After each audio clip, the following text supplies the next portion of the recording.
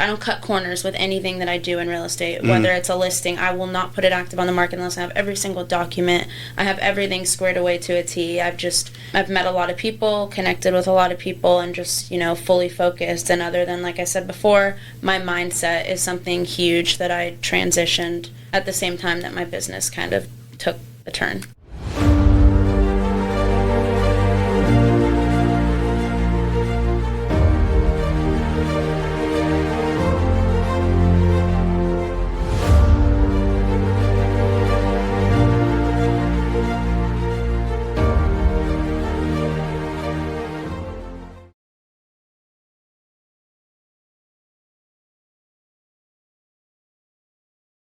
Hey, welcome back to the Real Estate Excellence Podcast, bringing you another conversation with a standout real estate professional making waves in Northeast Florida. Today's guest is a dynamic, community-driven agent whose dedication to service and local market expertise sets her apart. She's constantly studying trends, touring neighborhoods, and ensuring her clients have the most up-to-date insights available, whether it's their first home or their 10th.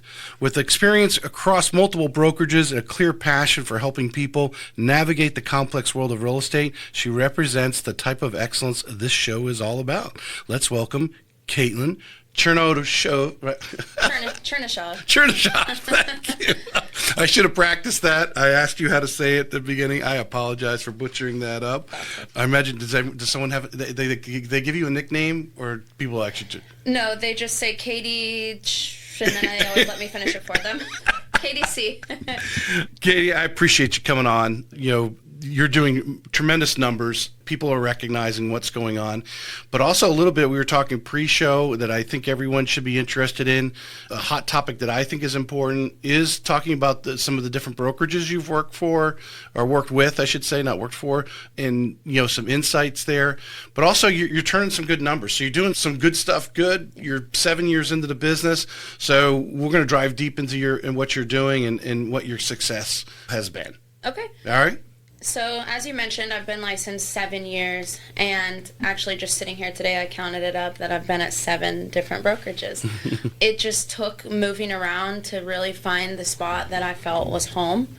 And there was certain periods of time where I would go into a brokerage and be like, yes, this is the one. And then as I grew and as my business grew and, the market changed, I guess you could say outgrew where I was and was looking for something more solid. Mm-hmm. And in January of this year, I had to make a big decision, and I switched brokerages in February, and we brought Market Makers Group together and moved over to United. And it's when I hit the ground running. It's been my best year in real estate in 7 years. Numbers tripled from every other year I've ever done. Wow. That's quite an amazing statement, actually, because, I don't know if you follow Jared James.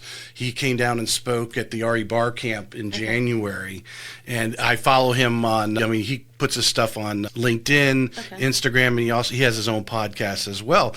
But, he likes to talk about the top, headlines and so forth, and obviously the headline nationally, I think Jacksonville, we're in a little different bubble, but is how we've had the worst year in so many years as far as real estate, and you tripled your numbers. Yes. 2025, I tripled my numbers. 2024, I sold a little over 8 million, and this year I'm on track to close over 20 million, but I've sold 40 homes this year. Yeah. What do you, since we're on this topic, let's go with it. What do you think? What are you doing differently this year than even just last year? I think that I have kind of gotten my name out there more. I've gotten a lot of listings. I think listings are truly what set me apart. Prior to 2024, I had 90% buyers, 10% sellers. 2024, I kind of grew my sellers a little bit more. 2025, I've had probably 70% sellers, 30% buyers. So from every single listing, I've gone all out on open houses. Last year during Christmas, I did an open house, and we had the Grinch and Santa Claus there, and they came on a golf cart, and we actually sold the house from that open house because the buyer just fell in love with everything that was happening at the open house. She was moving there with her daughter. Funny story, actually, is the listing agent that brought the buyer to my open house during Christmas when we had the Grinch and Santa Claus there is actually now a good friend of mine and another agent on my team. So from that transaction, we connected. It was a nightmare of a deal, but together we ended up closing it, and now one of my good friends and partners on my team. There's two things I want to take out of that or break off. I want to go into all out on open houses. I'm going to ask you another question, but first, did you change your marketing, your follow-up with clients? How do you think you flipped the switch on mostly 90% buyers to now? I would say my marketing, yes. I started doing professional videography on majority of my listings. Like I said, open house, I brought my videographer to the open house. I started marketing what I'm doing. Another open house, we had Chick-fil-A catered and handed out flyers to everyone in the neighborhood, and we brought a DJ. And it was a tremendous turnout, and that house sold from open house too. And I know several years ago when I first got licensed, people used to say, and my mom always told me, open houses don't sell houses. And I think that that's totally not true. I've sold over 10 homes from open houses, and I think that's truly what kind of got my business rolling as a listing agent. My last 5 listings I took that had been on the market previously with another agent for over 3 months, some over 6 months, and I was able to sell all of them in under 30 days recently. So people are seeing numbers, statistics, and just kind of that getting my name out there that you took a listing that had been sitting for 120 days, and we're on the verge of losing our other home that we have a home sale contingency on. We need to get it sold. So took on a listing a month ago, was able to get it under contract in 12 days, and so just statistics and, numbers to show. So I want to poke at that a little bit. So you said you sold 10 from an open house. Literally someone coming in totally cold, not even with an agent, walked into your open house? Yes. I didn't represent every single one of those. Some of them had agents. Their agents just were not there with them. So after open house, their agent would reach out to me and say, hey, my buyers came to your open house. They love it. We're submitting an offer. But I would say probably half of them came unrepresented, no agent, and I was able to get both sides of it. Which is a beautiful thing, because you are putting a little extra investment in some of these things.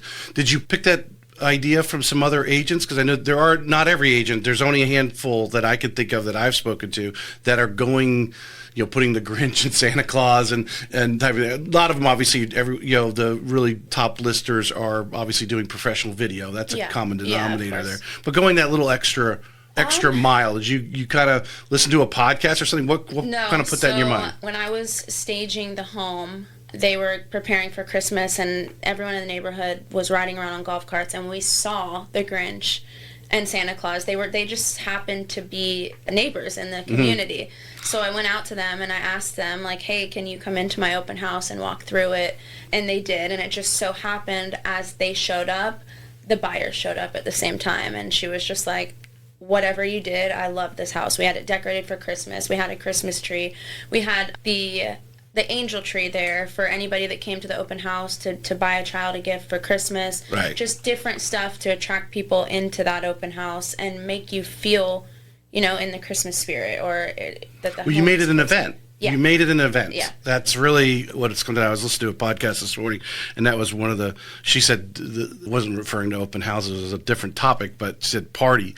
And that's what you made it an event. Right. And they saw themselves in there. Wow. Because I think a lot of agents are just going through the motions as far as open houses. They're going out and they're sticking their signs at the corner, and then like, okay, I'm going to be here for 2 hours. And then, I have open houses all the time where nobody shows up, but you get discouraged. You sit there for 2 hours, no one came, you're like, I'm not going to do another open house. Again, back to the house that I took that had been on the market for over 90 days. They had a home sale contingency. They were referred to me by somebody that I work with all the time, and I took over their listing. I did their first open house. Nobody came. I sat there for 2 hours. I was like, oh, okay.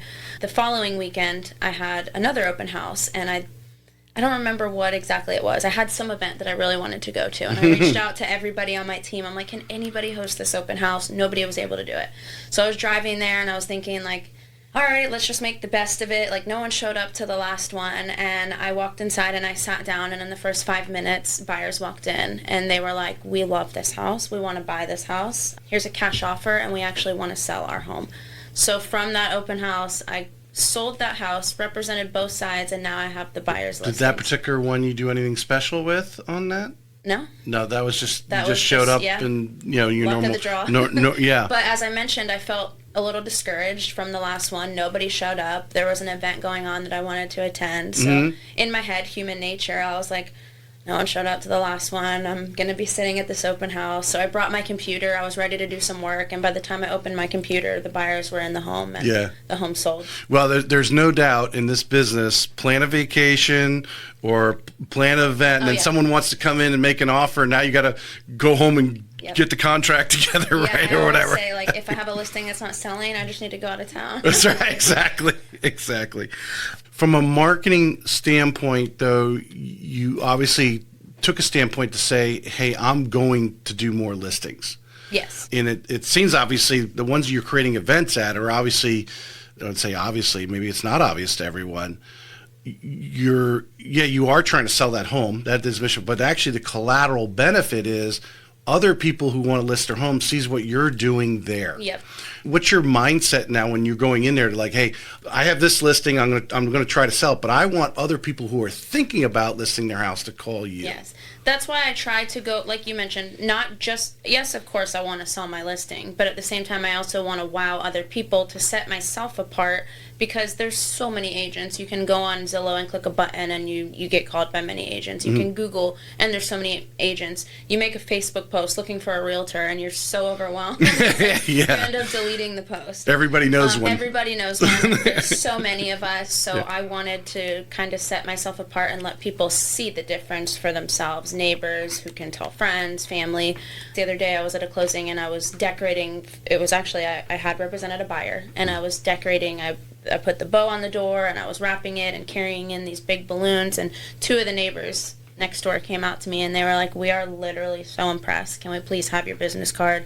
If we ever need anything in the future, we'll reach out. So just by going a step above instead of just the traditional, like walking to the closing table, closing, like going the extra mile, making every single closing feel as if it was my own closing. I did the same thing I did for my own closing, I do for my buyers. So just marketing myself, getting out there, going a step above to pick up more clients. And, as you get more listings, people see your records, your numbers of how quickly you're selling them, what you're doing to sell them, and then it kind of speaks for itself and your business just becomes referral. Well, you hopefully only have 30 days that sign's in the yard, but maybe, we know some houses are, sitting a little bit longer than others no matter what you do, and without giving the house away are going to sit, but your regular open houses there, your signs in the yard, they're seeing, the neighbors are seeing what's going on. And I think, because we live in these planned urban developments everywhere around town, these HOAs, people, their houses, especially neighborhoods that have been built in the last 10 years, they generally all moved in at the same time. Right. A lot of them are at the same point in their life, kids and so forth, that if one person's thinking of moving, there are a handful of others in the general area that are probably thinking the same thing. And that's just an amazing story. You should be I did not know that because you need to put more on your LinkedIn, but that's truly impressive to reach a point. And any agents that are listening right now, you may want to obviously start following her, in which you will have her social media links in the show notes if you don't already, but look at or give her a call, talk to her about her team. I'm going to go back to the beginning because I always like to find out what people were doing before becoming a real estate agent. So tell us a little about 18, 19, 20-year-old Kaitlin, what she was looking to do in her life, and then what led you to actually 7 years ago to go to real estate. So my mother owned a medical company, a diabetic medical company, and I ran her office for her, and it was just Monday through Friday, 9 to 5, sitting on the phone, calling people, trying to, get them to use you over another company and being turned down and hung up on. And just that routine of the structure of Monday through Friday, 9 to 5, I knew right then and there, I don't want to do it. I was young, and it was my mom's company. And of course I felt like no one would work for her the way I did, being that it was a family company. So stuck it out. Several years later, she ended up wanting to buy a townhome to help me out, and I would rent the townhome back from her. Mm-hmm. So we started looking, and there was just nothing that really came up that her and I liked, and our realtor would send us listings, and just nothing really felt like the one. So every single night I would lay in bed and I would scroll Zillow and I would look up every single new listing, look up several comps around the area, what it had sold for, and I ended up finding one townhome that the agent had listed it. So when you filter it on Zillow, you can put like townhomes, condos, and it was a townhome, but it was listed as a condo. And so I sent it to my mom and I was like, oh my gosh, check this one out. We sent it to our realtor. Our realtor was like, wow, I never even saw this one. And it checked every single box that we wanted. So we went and saw it that day. We made an offer and we ended up buying it.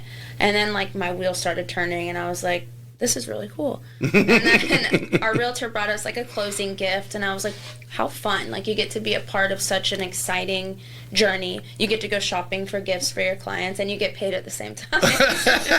So I just, every single day I started scrolling Zillow to try to like, get familiar with the market and the area. And so I was like, you know what? I'm going to take the real estate school or real estate course. And I took it online and dragged it out. Took me almost a year and a half to finish the course. Yeah. So then I finally finished it and I took my state exam. I failed it.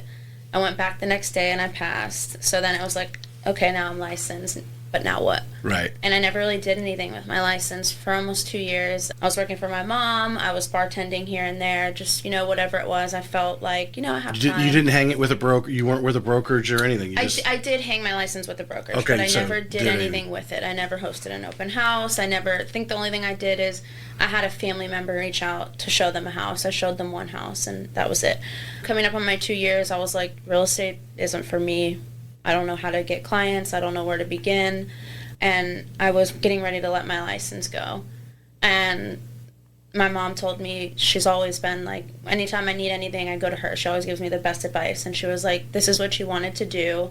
And you have that personality. Like, if you want something, you're going to, like a dog with a bone. Mm-hmm. She was like, so take that and everything I've taught you and use it in real estate. Go full force. So I quit my job. I had no other source of income. And I was determined. I was like, I'm going to make real estate my full-time career and I'm going to go into it full-time. I don't have a choice. So I did. I started hosting open houses. I started, reaching out to my sphere, my family. I ended up getting my brother's listing and my sister's listing. And once I got a couple closings under my belt, it gave me the confidence that I needed to know, like, okay, I can do this.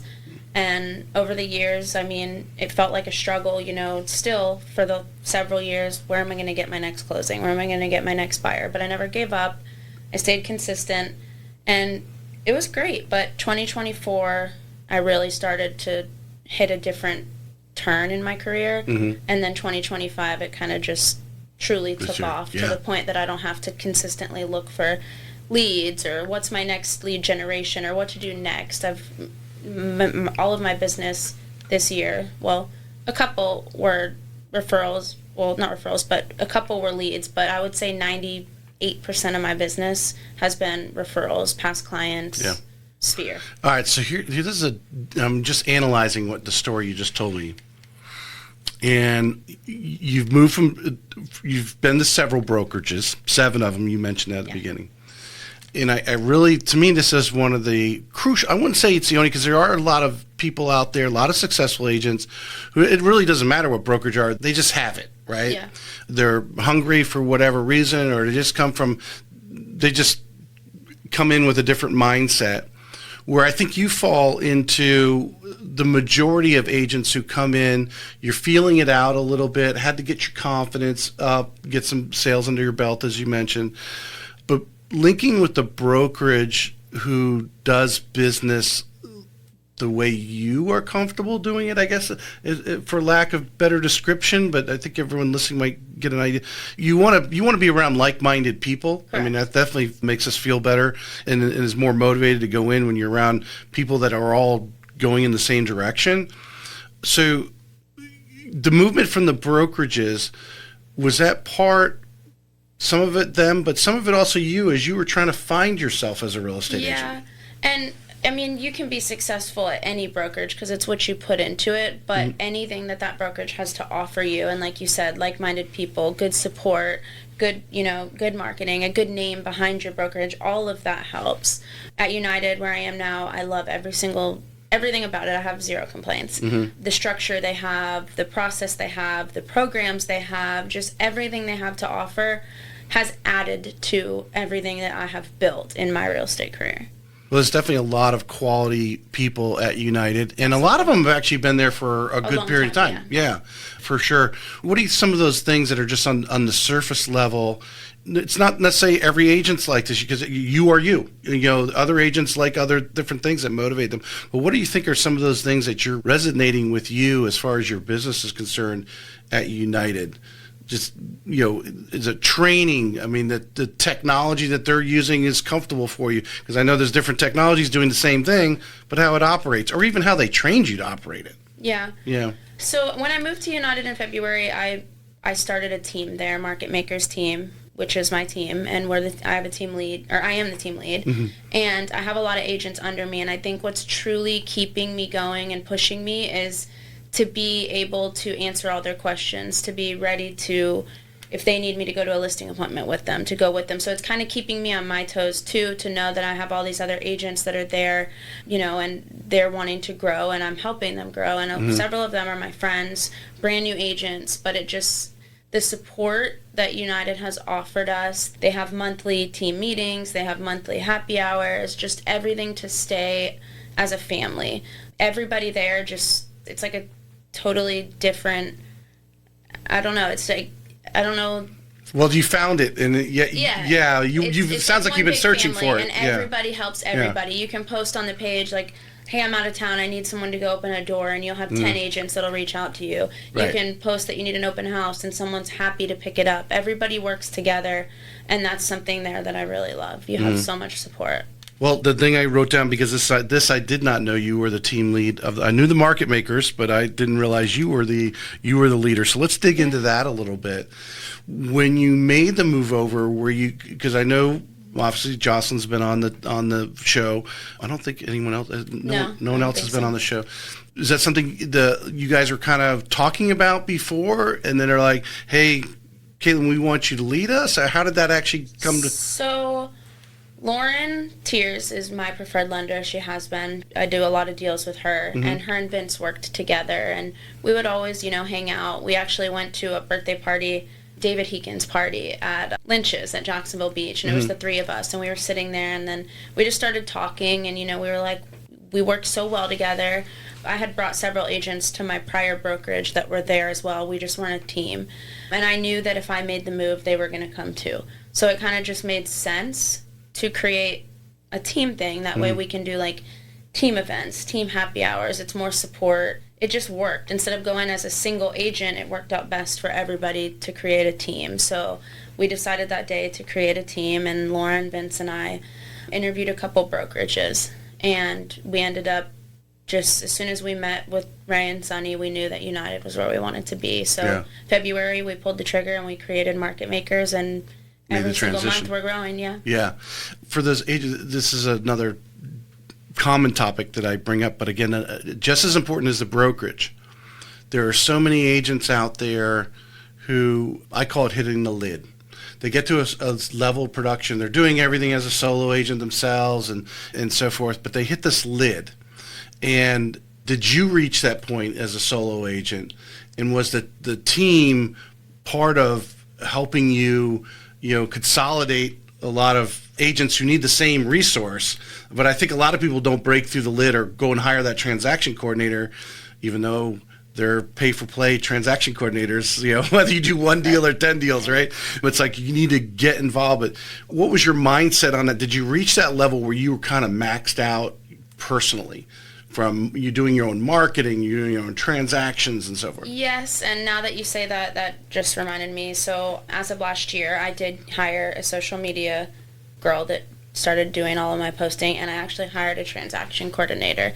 I hired the transaction coordinator at the end of 2024, and it has helped me tremendously to focus more on marketing my listings and being present in my open houses and just going out and generating more business, that I don't have to worry about the back end and all of the paperwork. Yeah. I lock in the deal. I still stay hands-on with my client every single step of the way. If there's any negotiations throughout the process, I do it. But when it comes to paperwork or sending out addendums, I have a transaction coordinator, and that's definitely helped me tremendously. What do you think is for those who do not have a transaction coordinator, I mean, if you're doing one deal a month, and you're happy with that and you're just treading along, transaction coordinator, you probably just do it yourself. But for those who want to scale in any way, shape, or form and start doing 2, 3, 4 deals a month, you need that person to handle this. It's important stuff. Yeah. But what do you think is some of the hang-up that agents have in making that leap? Because I think there's a lot in that. Yeah. I think that, real estate it can be scary. You never know when your next closing will be. You never know until that property is closed and the check is in your hand. It's never guaranteed money. Mm-hmm. So I think to have to worry about putting out money and not knowing when your next check will be, they want to, save every single dollar they can from a transaction. But one thing that I learned was to not be that way. When you stop thinking of when is my next closing? When is my next bill due?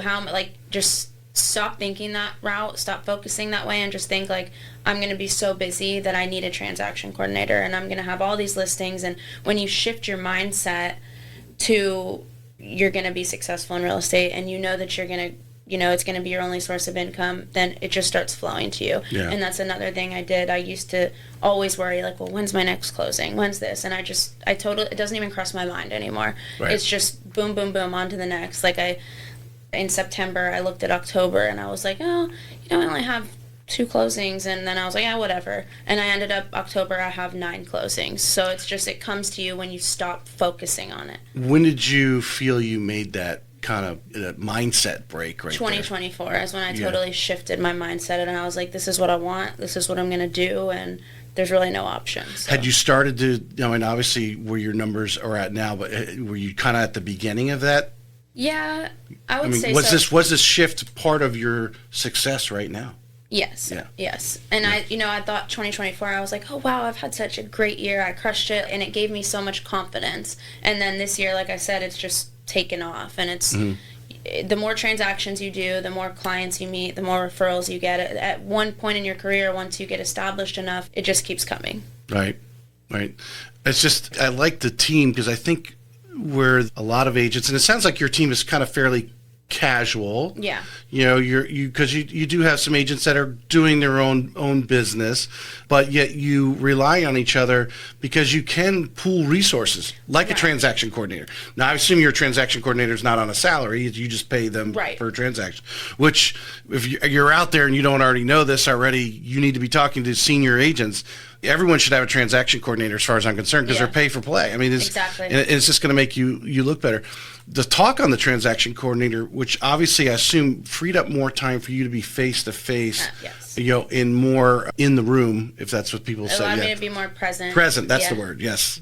Definitely. I don't have to sit in front of the computer and do all the paperwork. It truly helped me. And we don't run our team. I know there's some groups that it's like, oh, the Kaitlin team and everything goes under, me. That's not how we do it. When we say a team, it's more just like a group of support, a family. Every agent is a solo agent. They just have, they have the team to fall back on as that's my family, that's my team. We try to do happy hours once a month. We're going to do our own team Christmas party as well as the brokerage Christmas party. Any agents on my team know they can text me or call me at any given time. I live with my phone in my hand. I have it on me 24/7. So it's just an extra, we have our brokers of course, but it's just an extra level of support to be able to pick up the phone and call me versus not having a team where it's just you and you feel bad to call your broker at 11 o'clock at night. Yeah. So. Just the different thing, whether if you're going to have an open house, or a broker's open, your team's going to show support. Yes, you're going to have somebody else is going to be there and hopefully help you even organize it, or every single week facilitate when I have open houses, I put it in our team group chat. I'm like, hey, who wants to do an open house? And they all grab them. So it's just extra support versus posting it randomly on Facebook and having an agent you don't know do it. Yeah. So. Well, everyone is on the social media. thing, and to have other agents come by and do a walkthrough video of your listing, it just gets out there. I mean, I know there's a guy on TikTok, from what I heard, I haven't looked him up, but I was told that that's what he does. Yeah, I think he's with Real, if I'm not mistaken. He's out west, and he goes around and does walkthroughs through all these houses. Not all his listings, but but it's trending. You like TikTok? Yes. Yes, because that seemed to be the only way I could get to you. What is it about TikTok you like, and what you do? Are you really actually strategically posting there in any way? I more so just share it, honestly, on TikTok just for fun. I've never had anything really solid come out of it. I don't promote it on TikTok. I don't know how their algorithm really works. I more so just use TikTok to post what I have posted on my other social media platforms, and then just to scroll, see what other agents are doing. Nothing solid really out of TikTok. It's more so just for fun. All right, I'm going to go through. So what I've been studying here lately, especially for the reels, because I always say we'll cut reels for the show, is to pick up on some trending topics. So I got to ask a trending question to get a trending topic. So here are some things that ChatGPT helped me when I asked it, what are, in the question I'm asked, I said, I pretense it with topics that buyers and sellers are asking online, but also what are real estate agents asking on how to be a better real estate agent, basically, which other real estate agents would listen to, or obviously, what they're trying. So I'm going to jump down to this one here. What are buyers in Jacksonville most worried about right now when it comes to interest rates and affordability? What are you hearing from your clients right now? I think that everybody kind of just says, rates are going to go back down, we're going to wait. And nobody knows that. If we had a crystal ball to know where rates were going, everybody would wait. I mean, I'm in the industry and I just purchased my home 2 months ago. So it's like, I don't think there's really ever a right or wrong time to buy real estate. If you wait for rates to drop, prices are going to go up. So, I mean, that's everybody's biggest concern. And that was a lot of buyers tell me, like, oh, it's not a good time to buy it. Rates are way too high. But rates are high, I would say, because people are comparing it to what they were during COVID. Right. My mom always tells me, like, oh, well, back in our day, rates were way higher, and this isn't. Yeah. Of course, the price point was a lot lower. Of course. But, I mean, I personally, I don't think we're going to see COVID rates again. I could be wrong. Nobody knows. But I just think there's, if you can, right now, listings are sitting. Sellers are desperate. If you can get the home $50,000 under listing price, get your closing costs paid, who cares about the rate right now? Buy your rate down, refinance when the time is right. It's so much more important to get the home for less than the home for more and have a less of an interest rate, personally, I think. Yeah, no, I agree with you 100%. What people are missing is it's a buyer's market right now for, I think, not only interest rates, but I think a lot of people are sitting on the sidelines, although stock market's doing really well. Now, those people who live and have a lot of money in that area, your $1-2 million or more buyers, they're looking at that because they're looking, well, what are my investments doing? Right. Your sub $1 million, at least in our area, I say sub $1 million, it could be, price point might be different in different areas. Yeah, hey, my job stability, what's the rate? But it's like you said, if we had that crystal ball and we knew that rates were going to drop, the smart thing would be to do is buy right now because it's a buyer's market. Negotiate whatever you're going to negotiate from what's it going to cost you, knowing you're going to refinance in a year. Right, exactly. Because here's a little trick. For those who think they're smarter than the average bear, you could tell your lender, hey, I want to buy this house. What rate do I need to take so it doesn't cost me anything as far as loan cost? Right. And we can give you an interest rate that's going to give you a lender credit, cover all your costs. So you moved into it with just your money, which gave you equity in the home. And then if you think the rates are going to drop in 6 or 12 months, then you refinance and lock in. That's a savvy play if you really want to get down to it. You can do that. But I think do you believe, like I believe Jacksonville, we're kind of in a unique bubble. Obviously, we're in Florida, so we still have a lot of people still moving in. Obviously, what's going on in New York is driving more people to Florida and so forth. That we're kind of in a unique bubble. You can't necessarily compare us apples to apples to what's going on nationally. I do agree. I think that we are in a bubble, and I think the market is really strange. I think we're in A bubble meaning like a protected area, not a bubble meaning we're going to burst. No. Yeah. Let's reiterate that. Yeah. I think we're just in a very strange market. I know that it's said to be that we're in a down market, but as I mentioned earlier, I've had my best year yet. I mean, business hasn't stopped, and everybody always has to buy and sell. But I do think it's definitely different than if you were to go to another state or even, go to South Florida. I think it's a totally different market here in Jacksonville. But I think a lot of people want to move to Jacksonville because it is a little bit slower paced. It's a little bit more affordable. It's a great place to raise children. Our school systems are great, which a lot of my business, I live in St. Johns County, and a lot of my business is in St. Johns County, and everybody wants to move there because almost basically one thing is the school systems, which personally is why I'm there as well. So we definitely in St. Johns County, we have great schools and great police force. We really don't have issues per se that's going on, low crime, all kind of good stuff there. Well, here's an interesting question. I haven't asked this one here. Are you noticing any clients looking for energy efficient or green home features? No, I don't either. And one of my neighbors that a few doors down, they put panels on their, and you really got to think of that long term. I am not a fan. Yeah. One, I don't think it's affordable, even no matter what incentives they're giving you, but you're putting this thing on your roof, and unfortunately, which leads us into the insurance subject, right? Yeah. We know here, when you cross over 10 years in the age of a roof, the insurance companies narrow down quickly. And you're going to put solar panels on there, supposedly 20, 25-year solar panels, and now you got to replace your roof during that time? Personally, I would never do them, and actually, I've never sold a home that had them, so I've never had to deal with them, luckily.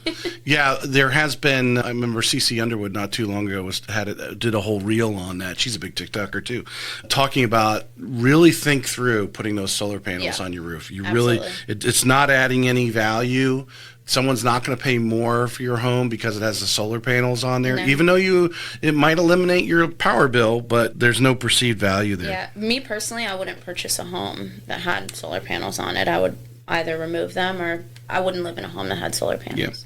I'm going to, this one here address, but since you live in St. Johns County, I imagine you try to focus, even though you do Jacksonville, you sell in Jacksonville, I imagine you'd love for 40 homes in St. Johns County would be ideal for you. So less miles on my car. Yeah, exactly.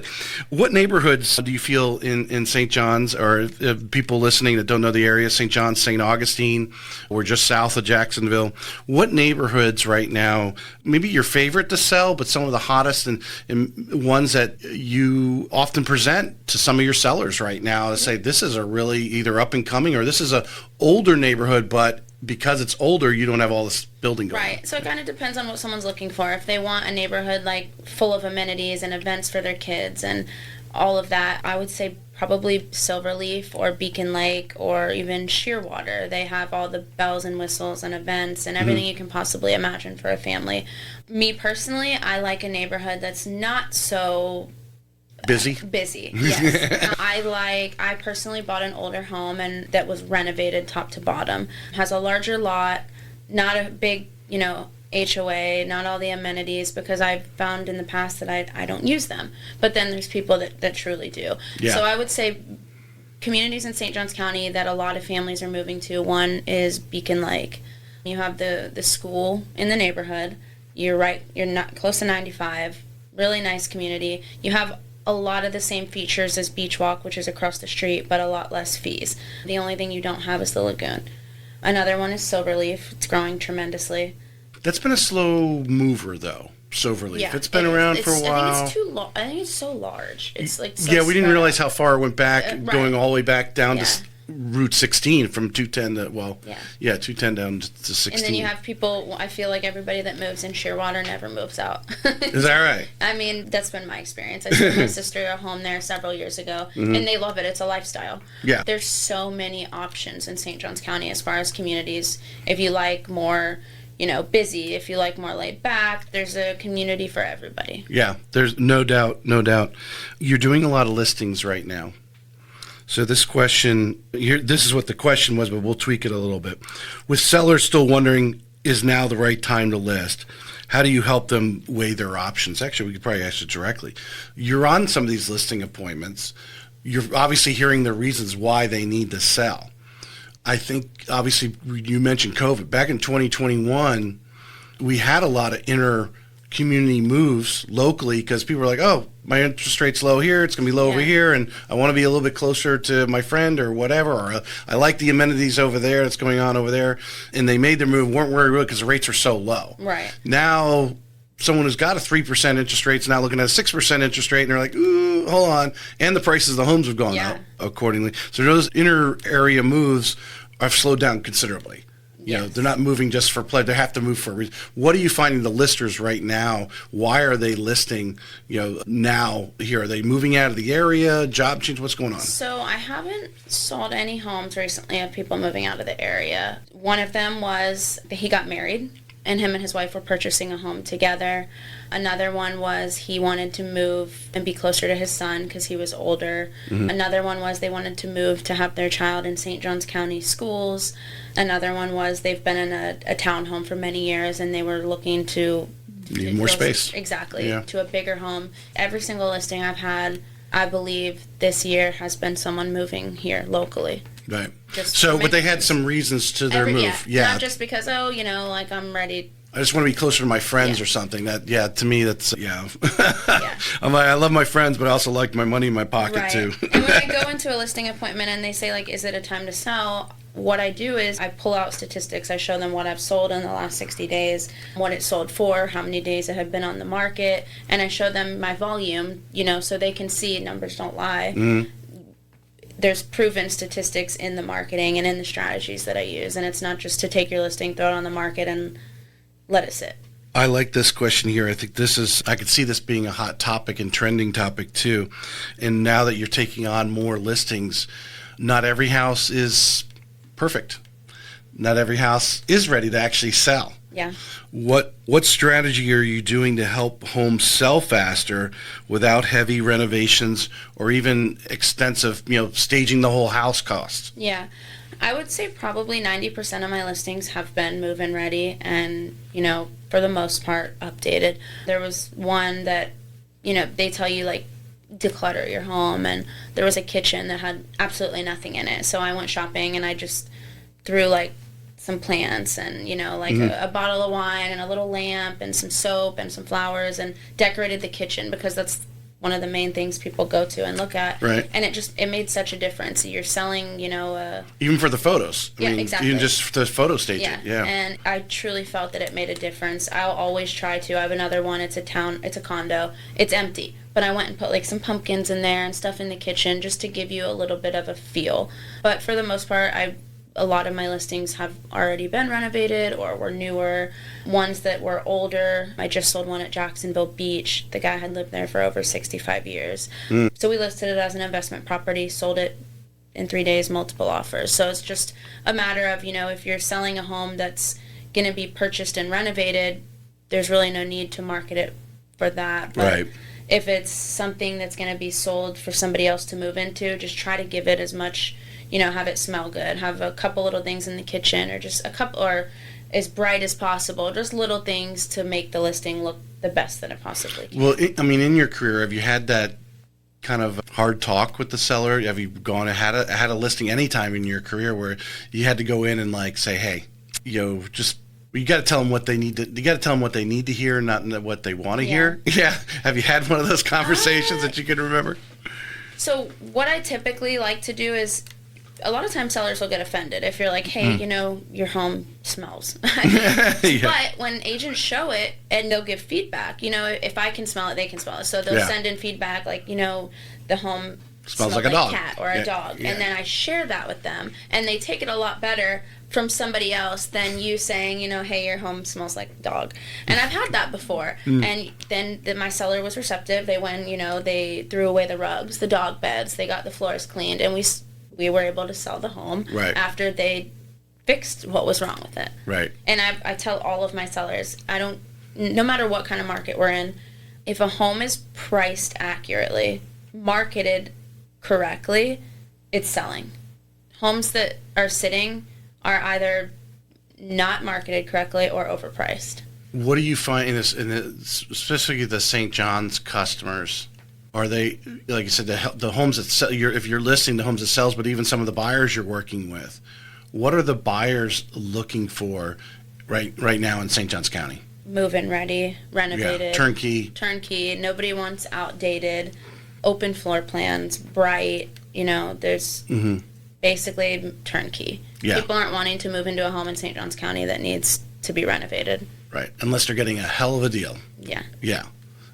That's kind of common sense, but sometimes some people have to say it. What's selling in St. John's right now that's outdated is selling to investors. I have one of my main investor that I work with. We have 3 listings that we secured for a hell of a deal. Yeah. Did you have that conversation though when you went into them? Said, "Hey, we're offering you this because you need a new kitchen, you need bath, or whatever." Yeah. You having that conversation? The roof is shot, the HVAC shot, the home is totally outdated, the floor plan's not functional, and a lot of these homes have been sitting for a long time because nobody that's going to move in there wants to deal with that. So being an investor with a cash offer and a quick close, it's appealing to them. Hey, my home's been sitting for 120 days. We're going through a divorce, and we really just want to go our separate ways. Yep. And they take it. So, yeah. Here's an interesting question, and I don't know if you would have an answer for it, but maybe you do. Has your background at multiple brokerages shaped the way you serve your clients? No, I don't think so. Yeah. I think for the most part, like I said, your brokerage isn't going to make or break you. You're not going to go to a brokerage and just because you switched, take off. It's what you put into it. It's your mindset. It's, it's you. Your business depends on you. Your brokerage can add to you, but no, I wouldn't say it shaped me. I mean, they're all very similar. Some have more positives than others, but for the most part, very similar aspects. You say very similar, but there has to be some differences. What would you think, and you don't have to mention the brokerages. Yeah. But because I do make an emphasis to choose the right brokerage. It's very important, a cornerstone to your business. What do you think are a couple important things that a brokerage should be offering? If you're going out there and interviewing, what are some things, because you should be interviewing them. Yes. That everyone not a lot of new people don't understand that. You think are like 2 very important things, at least to you in your business, that if you were out shopping for a brokerage right now, United decided to close doors and you had to find a new brokerage, what are 1 or 2 things that you are looking for you? Structure. I would say that they have, their platforms and everything down to a science, that when you submit a contract, they have a team behind, a compliance team that's going to review that, because everybody makes mistakes, and to have another set of eyes on it to say, hey, you didn't check this correctly, you didn't do this correctly, to have that behind you, to know that they have your back and you're not going to be sued, and that you have the support of just another set of eyes on your contracts. I think that's... Do you have to send all your contracts through them, or just the ones you feel, every single contract goes through compliance, and they review everything, and if you're missing an addendum, a document, they make sure you have everything so that you don't end up in trouble. Yeah. They have support consistently. They have once a month, we have team meetings, they have team happy hours, they have all kinds of events that you can attend, and it's just to have that. I think the biggest disadvantage to me from a brokerage is not having support, where they just hang your license and call it a day. If you want to come in. If you don't, you don't. Here at United, you have as much support as you need or as little as you need. It depends on you. If you look at their calendar of what they host each month, it's overwhelming. So you can attend everything or you can attend nothing, but at the end of the day, they offer it, and that depends on you. So I would want a brokerage that offers. You've put together a team, but a lot of these ladies you met or recruited, you said a few of them came from the previous brokerage that you had recruited in, which I imagine you had some sort of relationship with them in one way, shape, or form, and they got in the business. You mentioned United has, regular social type things. United Real Estate Gallery here in Northeast Florida, for those who don't know, is a pretty decent sized brokerage. Yeah, several hundred agents.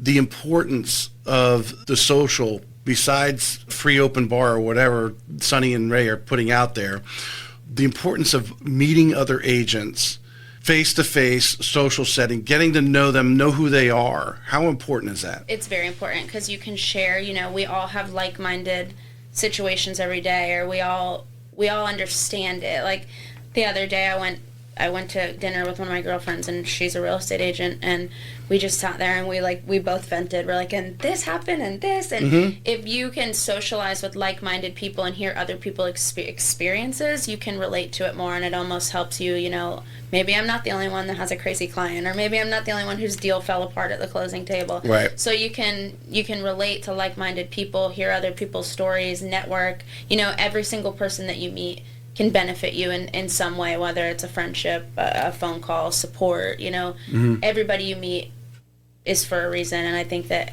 the events they put together and the way that everybody knows each other at United is super important. Well, you need to have a little fun too, Of course. and like you said, but I think that it is priceless. Having grown up in a call center, I've been in mortgages 20 years, being in a call center, and I remember going when I went in to interview it, because I started at Quicken Loans back in 2005. I'll go in the lobby, and they had a Starbucks actually machine in the lobby. But one of the famous things about Quicken was they had icy machines in their break rooms. Popcorn was always popping, icy machines, and snacks and all that other stuff, because you're in a call center. Now eventually that burns out. Eventually that doesn't work anymore. But when you're young, well, most of the people were much younger than me, but that's an exciting thing. But the socialization part, they put a lot of energy into their parties, which I'm Ray and Sonny, but they obviously see that as an investment. To bring you guys in and talk shop a little bit. What are my pains? I think everybody likes to vent sometimes. Absolutely. And if someone understands what you're going through, because they are, versus talking to maybe your spouse who's like totally like, what are you talking about? Exactly. Or like you can vent for 10 minutes and they're like, okay, are you done? Versus like somebody that's in the industry and understands it. Right. They just do things different. Like we had our annual awards party right when I started, and they did it. It was so cool. It was like you were in Vegas themed. They had gambling tables. They go a step above to really show that they truly love their agents and their business.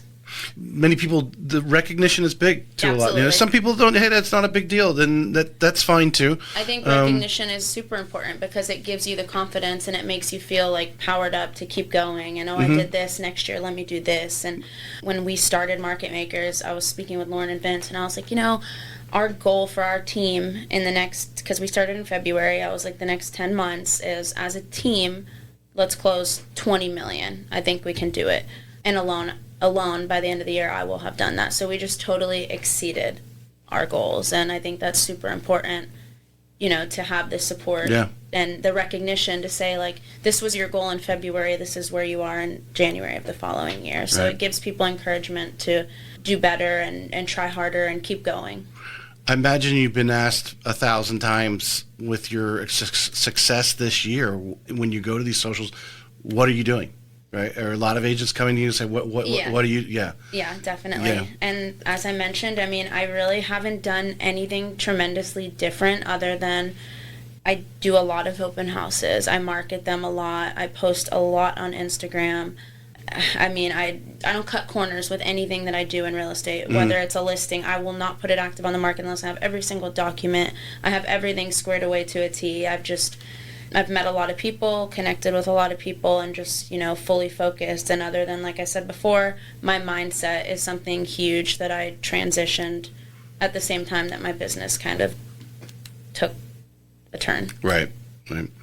This is an interesting topic here that it brings. One thing every buyer and seller, we'll just say it says Jack, but Northeast Florida, whatever buyer and seller in Northeast Florida, because I do go back, we sell lifestyle here, I think. Yeah. In Florida, people are coming to Florida for a lifestyle change, or what they perceive to be a lifestyle change. But what is one thing every buyer or seller in Northeast Florida should be paying attention to in the next 6 to 12 months? What are you seeing out there? What do you think is going to happen as far as the market? Like I said, stats out there say we were coming through one of the worst real estate markets as far as home sales nationally, and so forth. And we do know our inventory compared to, say, 24 months ago is easy double, right? Yes. Yeah. You said to look out for? What are they should be paying attention to in the next 6 to 12 months? If someone's looking to buy or sell, I guess is really where they're at. I think just, watch the market, watch rates, see what I think that the market is going to continue to pick up. I don't see it declining. I think that rates are going to stable out a bit more. And I think that prices are not going to go down.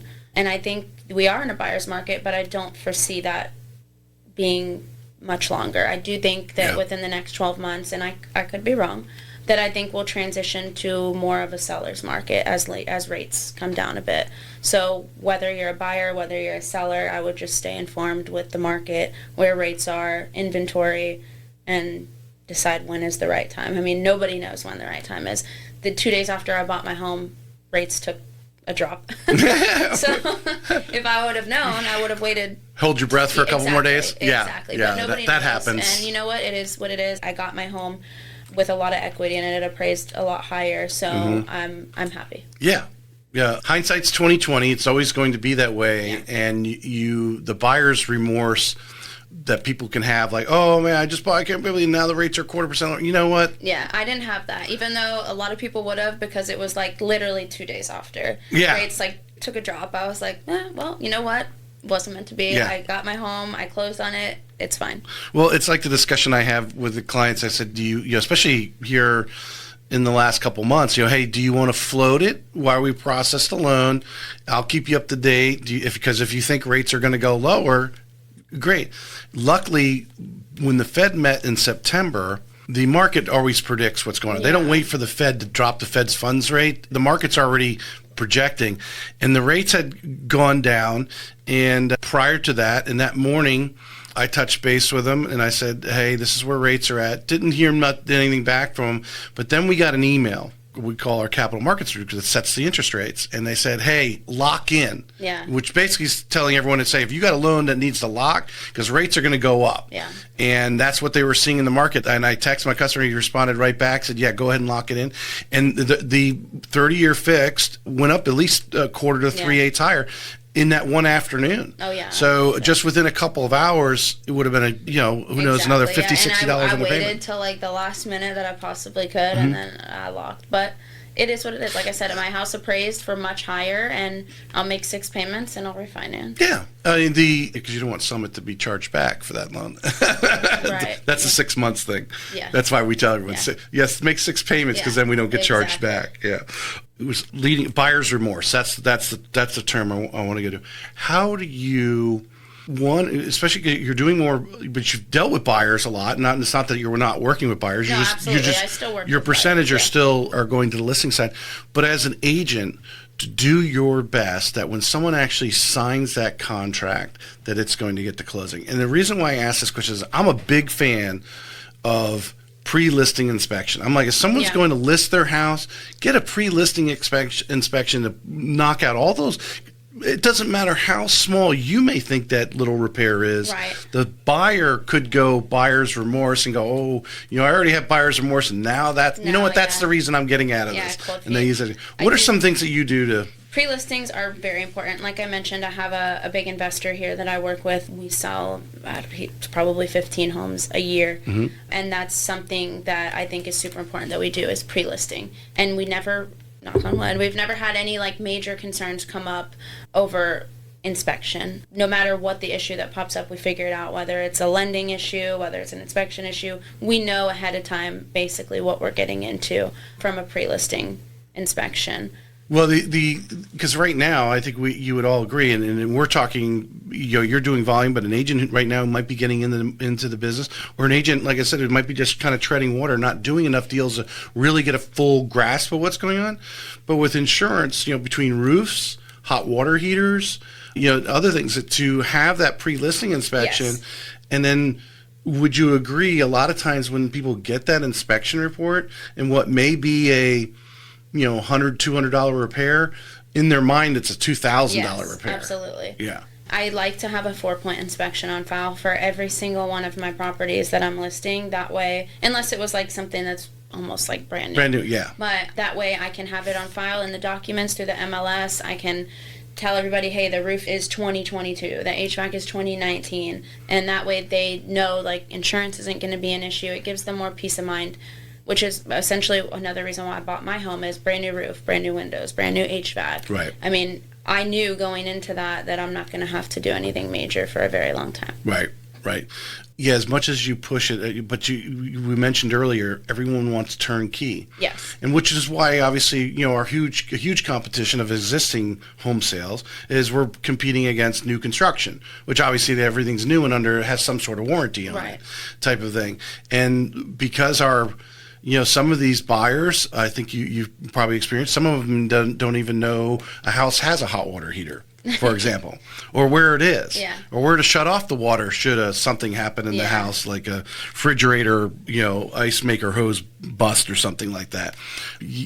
Some of these little things that the newer generation hasn't really experienced.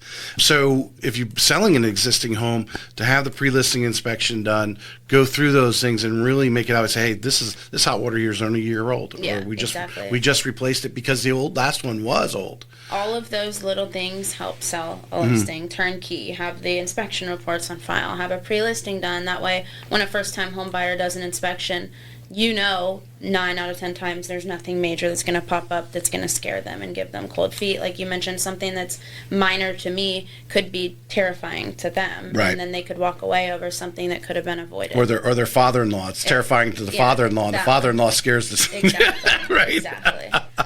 But that just made me lose the train of thought of what my next question was going to be. Oh, are you seeing a lot of offers come into you, or maybe even your buyers have contingencies they're trying to sell?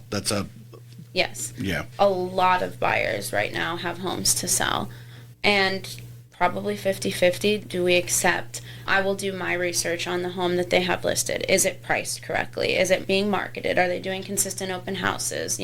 How's the activity? And those are a lot of things that I ask before accepting an offer. We just did one. I listed it in World Golf Village. Day 3 on the market, we got an offer, but it was contingent upon the sale of their condo that wasn't even listed yet. So I asked her, what are you going to list it at? Can you use my photographer because I feel confident in his work?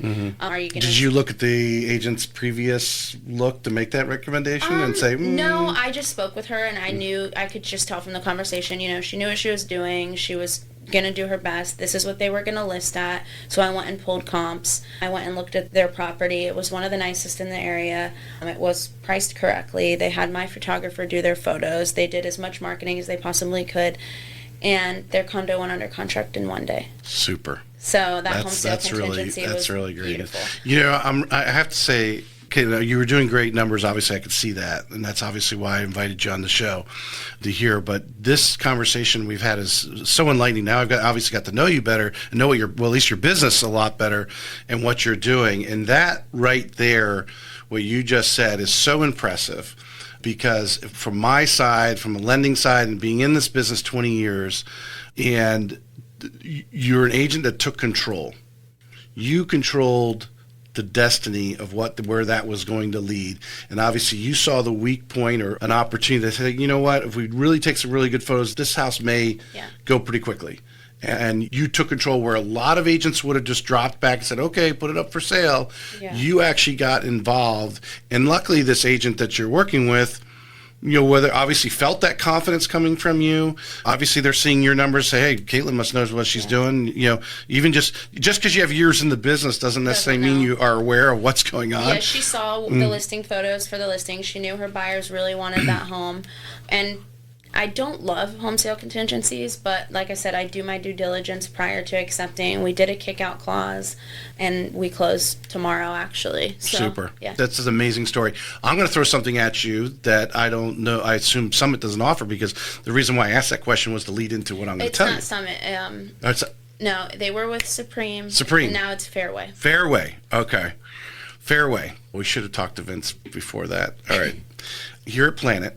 And now there are other lenders have this product, but the problem is with them is they offer it's a third party that's operating this. So when you have that contingency, because Planet Home Lending is a large servicer, as you mentioned, your loan is serviced by Planet. Yeah. And obviously we have our loan origination, but we are controlled by a mothership that has a lot of money. I forget, I'm probably getting scolded for not knowing the name of it. But anyway, the bottom line is this, what happens for you. We have what we call a purchase edge. So if someone comes in and they say, hey, yeah, I got a contingency. Okay, I can't get approved to buy this one because I got to sell that one because of the debt ratio. we will make an offer on their home. If we're doing the loan, we'll make an offer on their home. Now, it's not going to be what they want. It's going to be 75 cents on the dollar. I mean, it's not. Yeah. But we're going to give them 120 more days, even after they buy the home. Is that different than like a bridge loan? We're actually making them an offer so that there's an offer on the home. I got you. So we take it out of the debt ratio. Okay. Now they can buy the new home, but now their agent still has 120 days beyond that to sell that home. Okay. So you have another 4 months. So in this case, for example, they said you went to the agent and said, hey, here's the situation. They need to close in 30 days. Your seller, they need to get out. Great. We'll accept your offer. But do you think you can sell that home in the next 4 months? Right. Even if they need to drop it 10, 20,000, it's still better than the 75 cents on the dollar. That's what it created. What it created here recently, I just did a deal with Wendy Griffiths. It was very popular in town with Better Homes and Garden. She had someone moving up from the south. But what happened was she was able to get that loan in process. They're going to buy the home here. By the time before they got to the closing of the home here, they ended up getting a cash offer. Yeah. But they were able to get the loan in process because they were just going to say, you know what, we're just going to go rent. And then they would have been renting for the next year, and they never would have got the sale. So it was a bonus really for her. No impact on the interest rate of the home they're buying that we're in the loan that we're actually doing. Right. We're doing it as a service, but it gives you 4 months to sell that home. That's great. And so if you run in that situation where you got someone, if they, you talked to that other agent, it's like, yeah, we think we could definitely sell this in the next, period of time at a reason, whatever it takes to sell it in 120 days. And we're kind of flexible. 120 days is not a drop dead. It's, if they're under contract, because we don't want the home. We really don't want the home. Because we're going to turn around and tell the agent to keep listing it and sell it. So those are some situations there. And obviously we do bridge loans as well. That's cool. But even if they needed a bridge loan on the home that they're selling to put a down payment on this one, we would do that and not count that towards their debt ratio. So you get the that's so cool. Something that Fairway may not offer that put in your Rolodex there for those situations to get you out of there. Anything you like to add? I don't think so. Yeah, I think it was a great conversation. I am enlightened by you, and I want you to tell. I know Vince grabbed me at the end of RE Bar Camp and said, let's get together. So when you go back and see him, tell him to give me a call from there. I'd love to come by and see his little studio that you guys got set up there as well. We're actually going to be doing a panel, I believe in November, and we're going to bring a couple people in on how they've grown their business tremendously in a down market. So I'll keep you posted. Well, I think a panel, and I've got a couple people, I got someone directly in mind right now, you and Michelle Tremblay, on making the open house an event. Making an event and what it's done for you guys in the sense of getting more business, because obviously professional photographer is one thing. You always got to have that to showcase your listings. But when you start having events and the other people in the neighborhood are like, whoa, hold on a second, I want to be part of that too. That's how you're doing it. Yeah, you're making a difference. Final question. Here's the real tough one. This is the truth. For anyone listening, and this might be a good reel if we cut it out correctly, why should a buyer or seller call Kaitlin to either help them buy a home or list a home? I would say because I treat every single client the same, whether it's a $100,000 home, whether it's a $2 million home. I treat every single client as if they were my family member or if it was my own home, and I always go the extra mile because I think that little things matter the most, and I will fight for my client till the end. Excellent. Kaitlin, really appreciate you coming on. It was a really great conversation, really great show, and a lot of great information for both buyers, sellers, as well as real estate agents.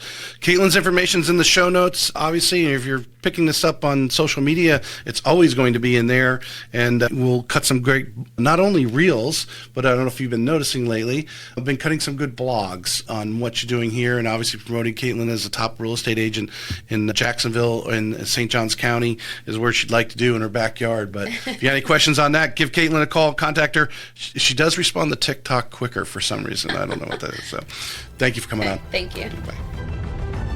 This may be it for today's episode of Real Estate Excellence, but we both know your pursuit of excellence doesn't stop here. To connect with the best of the best and really take your skills to the next level, join our community by visiting TracyHayesPodcast.com, where you'll meet more like-minded individuals looking to expand their inner circle and their personal experience. That's available at TracyHayesPodcast.com.